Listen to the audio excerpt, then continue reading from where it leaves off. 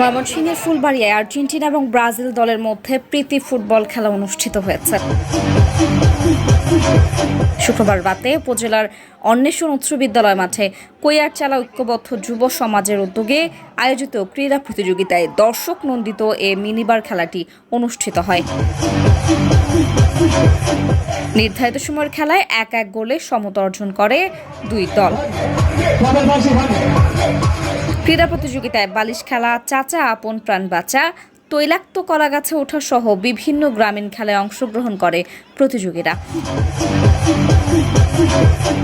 সংক্ষিপ্ত প্রতিক্রিয়ায় অনুষ্ঠানের আয়োজক ও বাক্তা ইউনিয়ন জামাত নেতা মোস্তাফিজুর রহমান মাস্টার বলেন, তরুণ ও যুব সমাজকে সঠিক পথে পরিচালিত করতে খেলাধুলার বিকল্প নেই।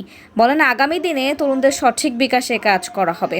আজকের এই আয়োজন মাদকের বিরুদ্ধে সোচ্চার একটা ভূমিকা রাখার জন্য, যে যুবক সমাজ তারা মাদকে আসক্ত হতে চায় না, তারা শারীরিক কসরতপূর্ণ খেলাধুলায় অংশগ্রহণ করে তারা মাঠে থাকতে চায়। আমরা চাই এই নেশা যেভাবে ছড়িয়ে যাচ্ছে, এই নেশাটা যেন এখানেই স্টপ হয়ে যায়, এটা যেন আর বিস্তার লাভ না করে।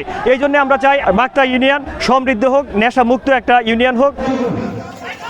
প্রধান অতিথির বক্তব্যে ফুলবাড়িয়া আসনের সংসদ সদস্য অধ্যক্ষ কামরুল হাসান মিলন বলেন, মাদক, সন্ত্রাস এবং অন্যায় থেকে সমাজকে বাঁচাতে তরুণদের এগিয়ে আসতে হবে।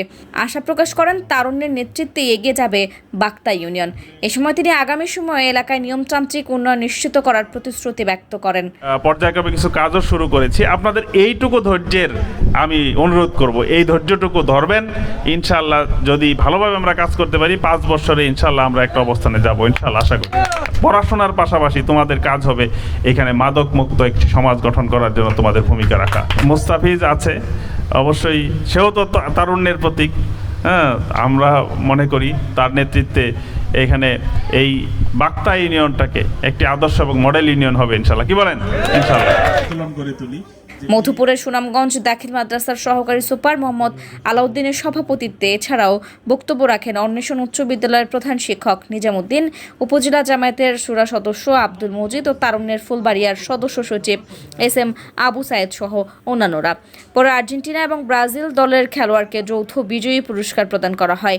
এছাড়াও আয়োজনের বিভিন্ন খেলায় বিজয়ীদের পুরস্কার প্রদান করেন অতিথিবৃন্দরা। Thank you.